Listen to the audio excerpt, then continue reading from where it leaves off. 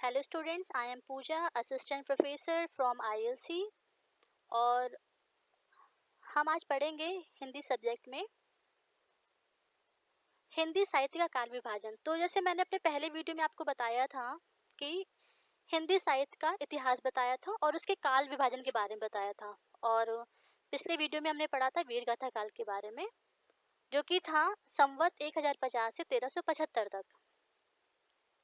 और आज हम पढ़ेंगे भक्ति काल, जिसे हम पूर्व मध्यकाल भी कहते हैं। और इसका जो समय रहा है वो है संवत 1375 से 1700 तक। तो स्टार्ट करते हैं भक्ति काल से। भक्ति काल है क्या? तो हिंदी साहित्य के इस काल को कुछ लोग पूर्व मध्यकाल कहते हैं और कुछ लोग धार्मिक काल कहते हैं। परंतु जो धर्म है, इस काल की कोई प्रवृत्ति नहीं है। इस काल की मूल रूप से 3 प्रवृत्तियां हैं: ज्ञान मार्गी, प्रेम मार्गी और भक्ति मूलक। इनमें भक्ति भावना प्रमुख प्रवृत्ति है। इसको सगुण और निर्गुण 2 काव्य धाराओं में बांटकर प्रत्येक के 2-2 भाग किए गए। मतलब इस काल को 2 काव्य में बांट दिया गया, सगुण और निर्गुण में। और इन धाराओं को भी के 2 भाग कर दिए गए। सगुण धारा में रामाश्रय तथा कृष्णाश्रय शाखा और निर्गुण में ज्ञानाश्रय तथा प्रेमाश्रय शाखा। राम के चरित्र का वर्णन करने वाले कवियों को रामाश्रय के अंतर्गत रखा गया और श्री कृष्ण के चरित्र का वर्णन करने वाले कवियों को कृष्णाश्रय शाखा के अंतर्गत रखा गया।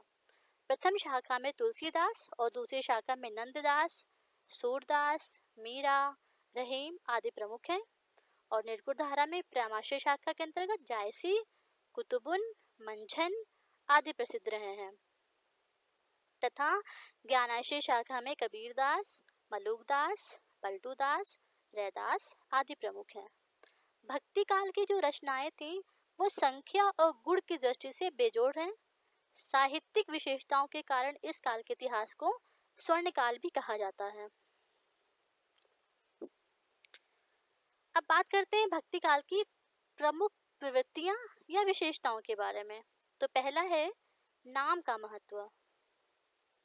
मतलब इस काल की जो विशेषता वो क्या थी कि सभी कवियों ने अपने इष्ट देव जो थे, उनके जो भगवान थे, उन्होंने उन सभी के नाम का बहुत ही महत्वपूर्ण वर्णन किया है और अपने इष्ट देवता के नाम का बहुत अच्छे से विशेषताएं बताई हैं और उसकी महत्ता बताई है।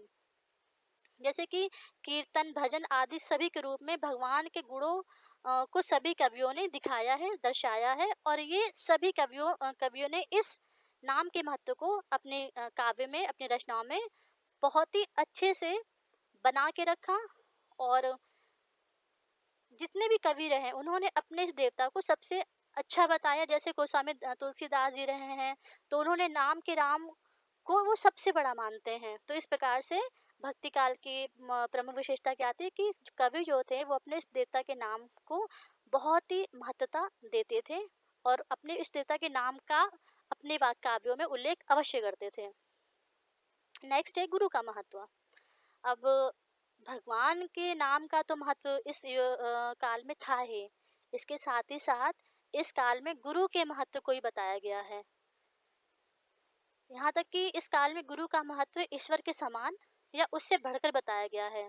अपने एक काव्य में कबीर जी ने कहा भी है कि गुरु गोविंद दो खड़े, कांके लागे पाऊं पाए, बलिहारे गुरु आपने गोविंद दियो बताएं। तो इस प्रकार से गुरु की महत्ता का भी वर्णन अच्छे से किया गया है। नेक्स्ट है भक्ति भावना की प्रधानता।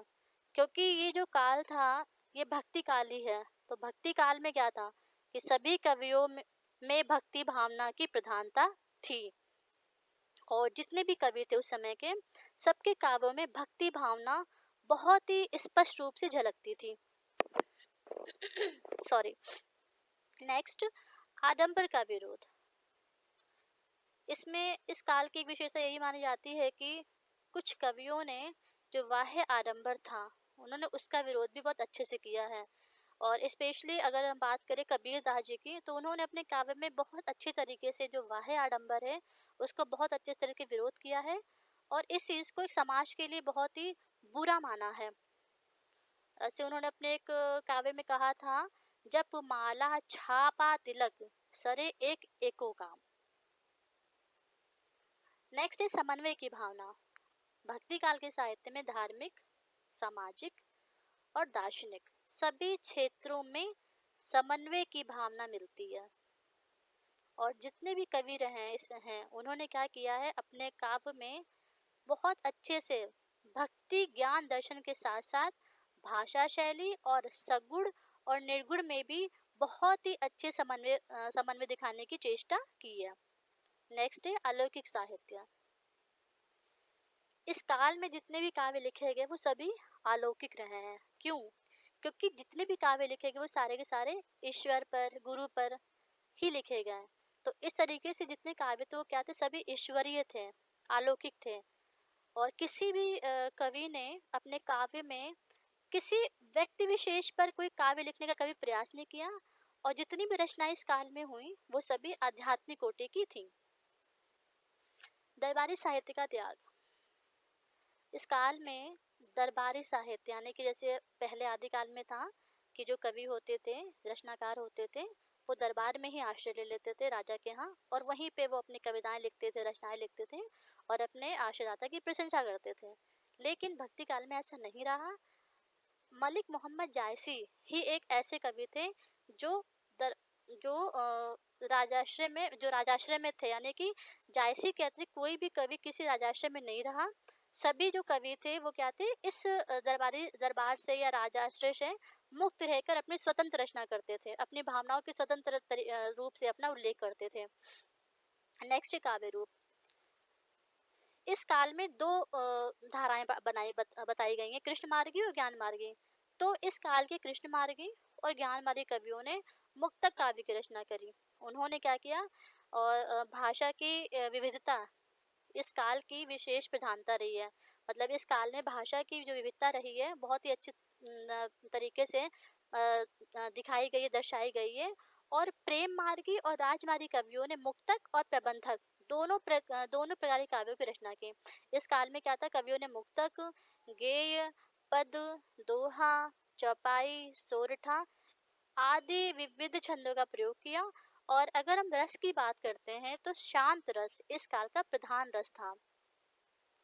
तो इस तरीके से कह सकते हैं कि इस मतलब जो भक्तिकालीन साहित्य में आदर्शवाद की प्रधानता थी। और कवियों ने कोशिश की थी कि मानव में वसुधैव कुटुंबकम की भावना को भरा जाए। उसमें एक मानवता को ध्यान में रखते हुए या आदर्श को ध्यान में रखते हुए रचनाएं की गई। तो इसी के साथ आज का आपका टॉपिक समाप्त होता है। थैंक